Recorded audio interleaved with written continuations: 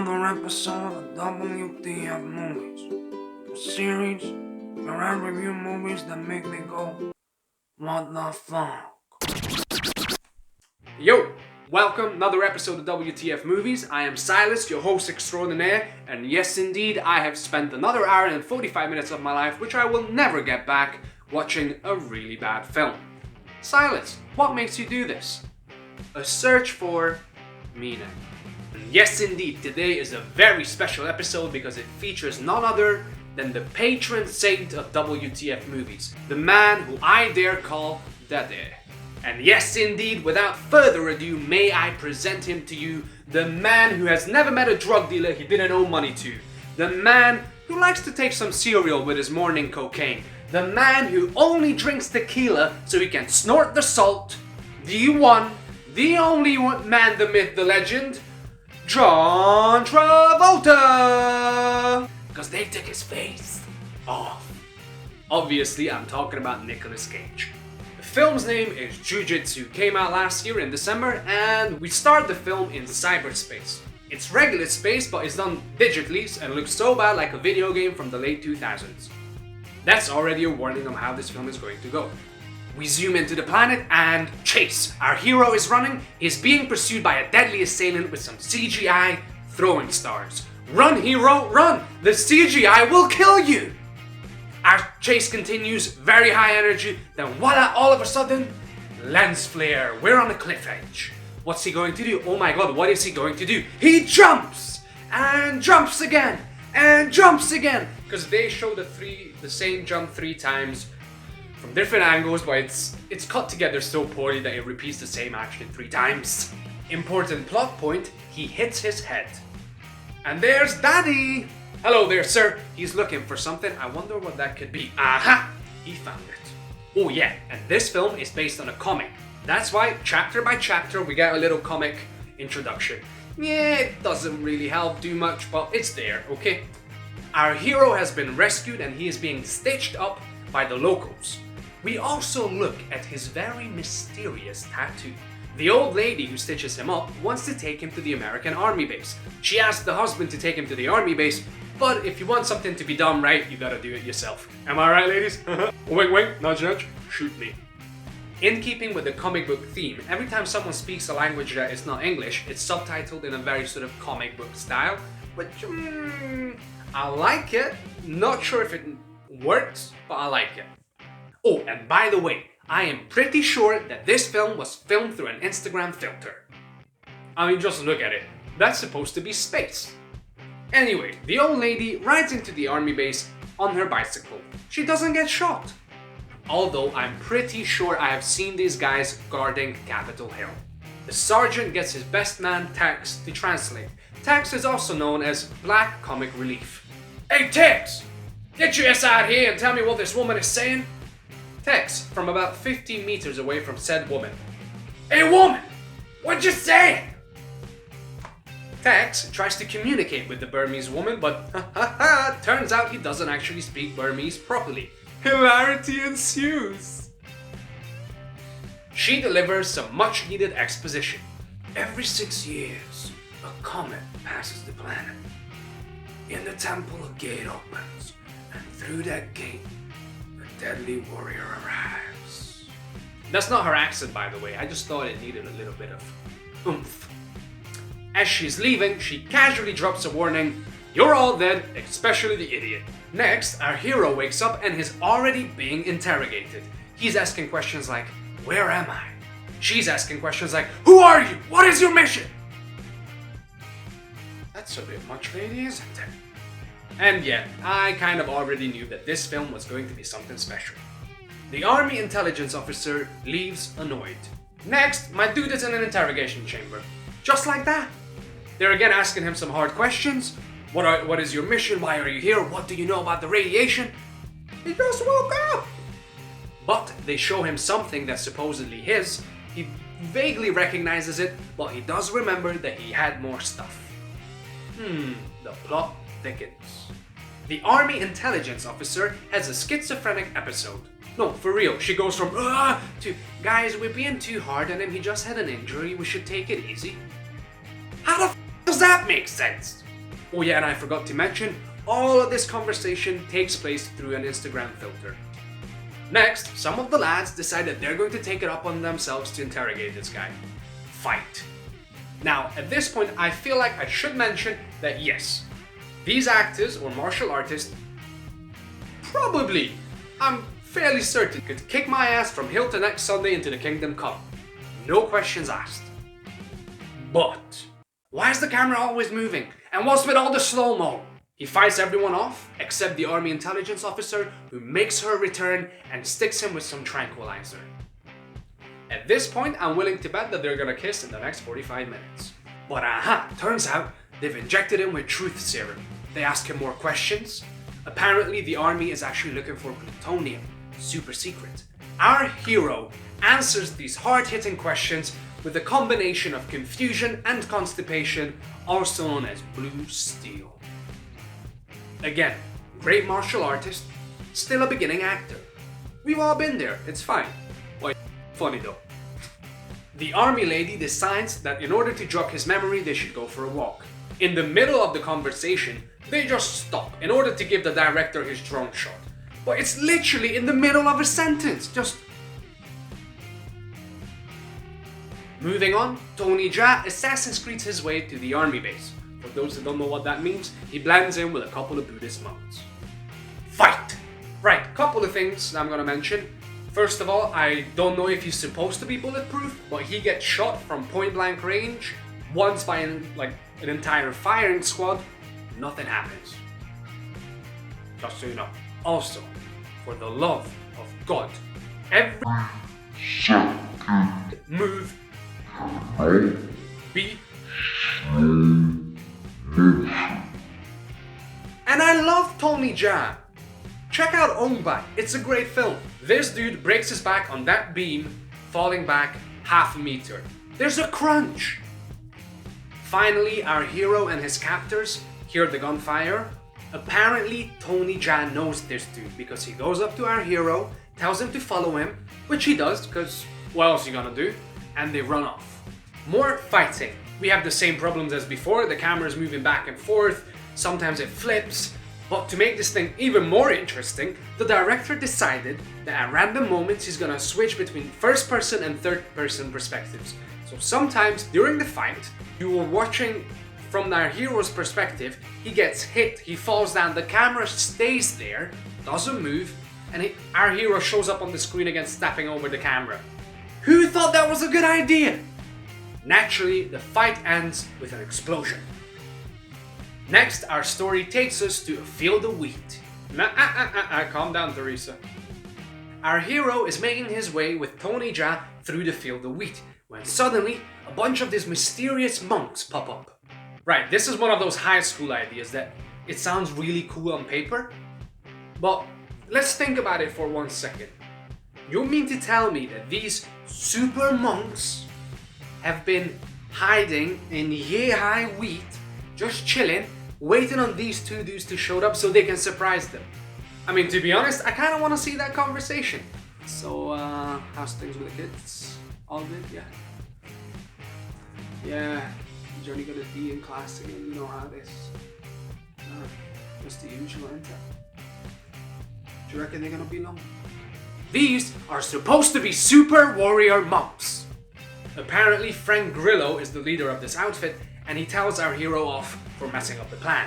Also, surprise hug! And they all call him Jake. Long story short, they don't know what happened to him, but also, he doesn't remember them at all. At this point, our villain, who I'm going to call for copyright reasons, the Shpredator, because he spreads his...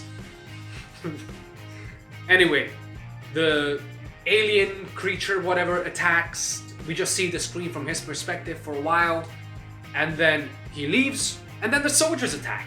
What's the point of hiding out in the wheat if everyone can find you? Super monks! Now we are properly introduced to every main member of the warrior monk clan. They don't have personalities, but they all have individual weapons. We have crossbow / nunchuck girl. We have aluminum pole guy. There's knife dude. In case you're wondering, Jake's weapons are his fists. And then, poor Tony Jaa, is police baton guy. Okay, that's an actual like Jiu Jitsu martial art weapon that he's using. But because it's made out of metal, it looks like he's holding 2 pipes. He just looks like the world's angriest plumber with a couple of pipes on his forearm. They hired him for a job, but he never got paid. Now, they're going to pay the ultimate price. It's me, Mario. I'm here for my invoice. In all this excitement, they don't realize that Jake got knocked out by a couple of soldiers and they sneak him off. Jake wakes up in the interrogation room again. This time, luckily, they have some new questions. Who were those guys? What do they want? He still doesn't remember anything, but he warns them to pack up and leave, which the soldiers actually listen to. We finally meet our alien. His name is Brax. The soldiers are retreating as per Jake's advice, and unfortunately they bump right into him. They try to fight and do whatever they can, but unfortunately the lethal CGI overwhelms them.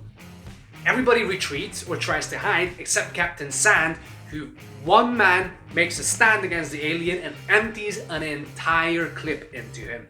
And yes, now would be a good time to point out that indeed our alien looks like Humpty Dumpty on Eckies. Unfortunately for Captain Sand, our aggressive blue egg takes gunfire like a champ. He takes about a couple seconds, but he reboots, shoots the weapon, it cuts it in half with some sort of laser magical gizmo. I don't know, I didn't read the film. And then he just burns his face with his fire hand. Our hero is running again. At this point, I am pretty sure he's trying to beat Tom Cruise's record.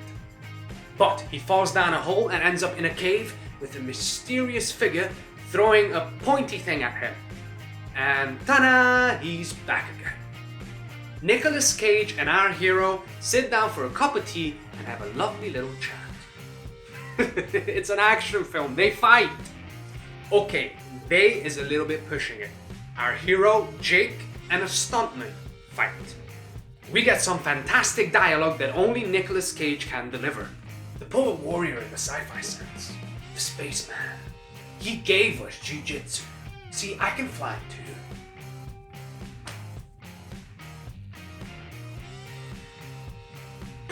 Also, Nicolas Cage gives us some more important background information. Apparently, Brax likes fair fights. Okay, I mean he's shooting lasers and burning people, but yeah, sure. And the warrior monks are back. They make their way to the temple. On the way, Nicolas Cage reminds us, and especially those who have a goldfish's memory, of the premise of the whole film. Every 6 years, a comet passes the sky. A portal opens. Through the portal comes the alien who likes to fight people. Fun fact, Jake is the chosen Jiu Jitsu. Now, I have watched enough Joe Rogan to know that that's not how you use that term. Jiu Jitsu is a martial art, not a person. But yeah, sure, I'm basketball. But there's a twist.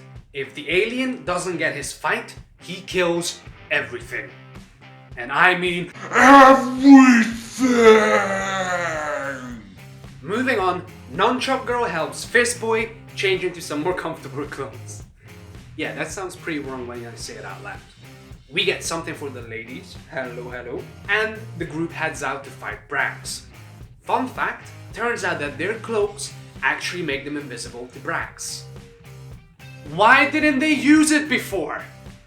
On the way to the rendezvous, Nicolas Cage, always the helpful gentleman, gives us some more backstory, with some hilarious dialogue.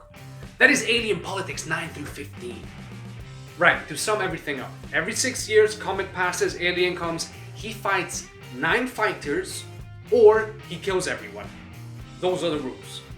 Also, for some reason, nobody in this group understands how amnesia works. Why? Jake, you know the plan. You don't know the plan? Don't tell me you forgot the plan. It was your plan. He's got amnesia! Luckily, the story moves on and the group splits up. Aluminum pole guy heads up to face Brax one-on-one. Starts out like that, it's actually kind of a fair fight. Brax got a sword, he's got his aluminum pole. Yeah, Brax defeats him. Then two of the other guys show up. One of them's got two curved blades, the other one has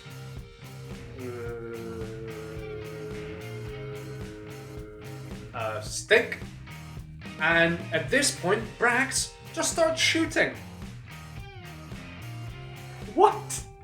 He just starts shooting stuff from his hands.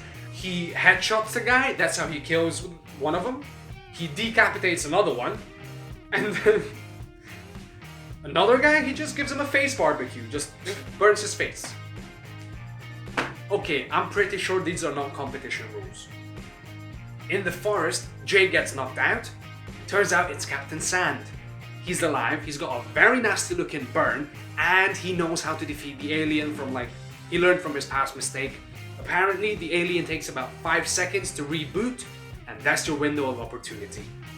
Jake just leaves him. Nicolas Cage delivers some Nicolas Cage dialogue around the campfire. So, apparently, Brax actually respects Jake now, and he's saving him for last.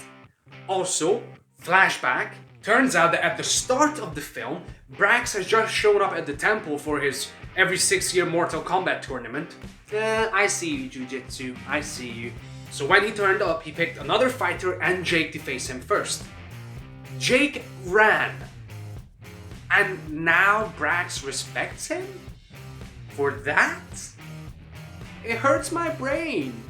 Under the light of the CGI moon, our warrior super monks come up with a plan to defeat Brax once and for all.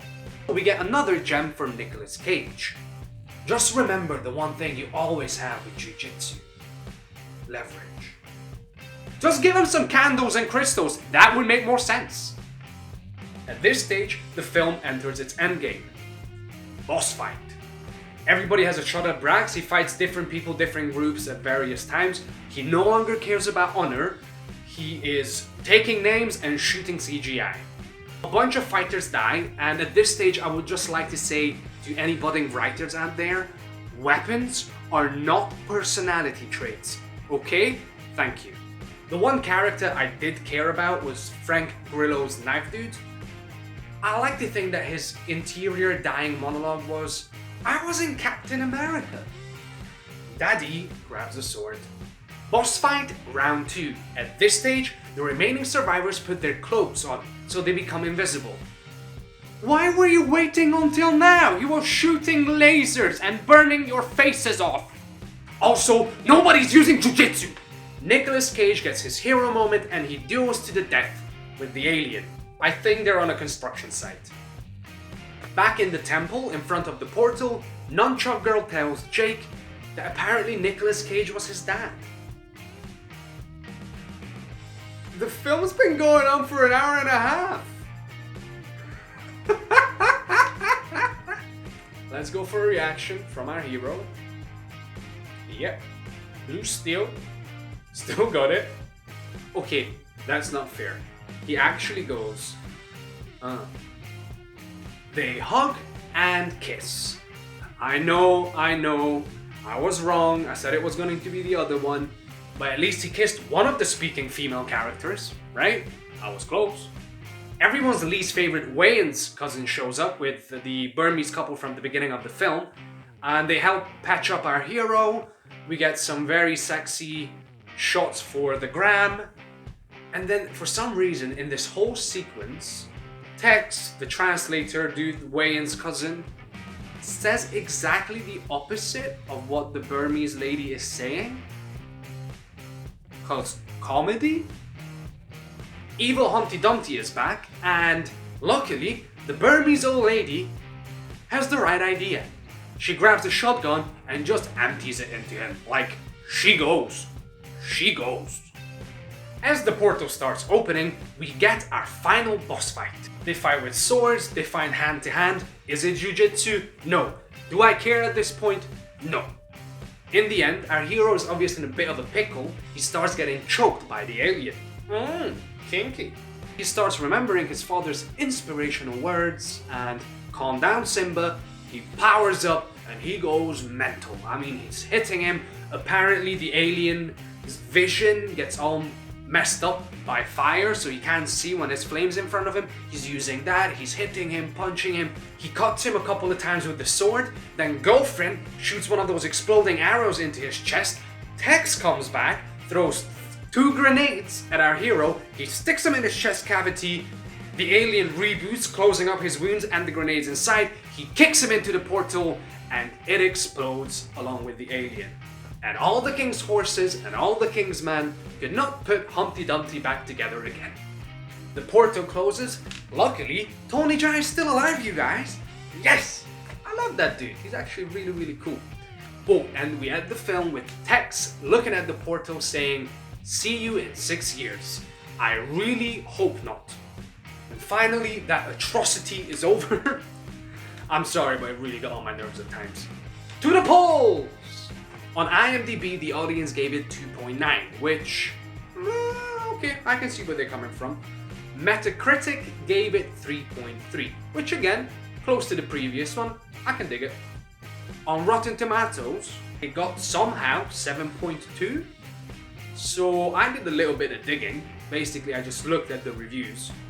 A bunch of them, not all of them, but quite a few were from accounts that only reviewed this film. So I'm not saying there's something fishy. The Russians. And that brings us to this most sacred of ceremonies, the announcement of the final verdict. Oh boy, right. The story was basic, almost non-existent at times. The acting, no disrespect to anyone whose acting wasn't up to par. Keep working on your craft, you know. At the end of the day, you got paid. I can respect the hustle, okay? But no. Besides a couple of exceptions, Frank Grillo and CGI, forget about it. So for all these reasons, and for the simple fact that in a film called Jiu Jitsu, nobody is doing Jiu Jitsu, I'm going to give it 2.5. Which today stands for exile. Be gone and I never want to see your face again. Alrighty, beautiful people, that wraps up this week's episode. I hope you've enjoyed it. If you have not, what are you still doing here? You're wasting your life. I understand, it's fine, go. But if you have, which I hope you did, feel free to like, subscribe, comment, recommend movies. It's okay, I can take it. I'm a big boy, I can take the pain. And yeah, see you next time.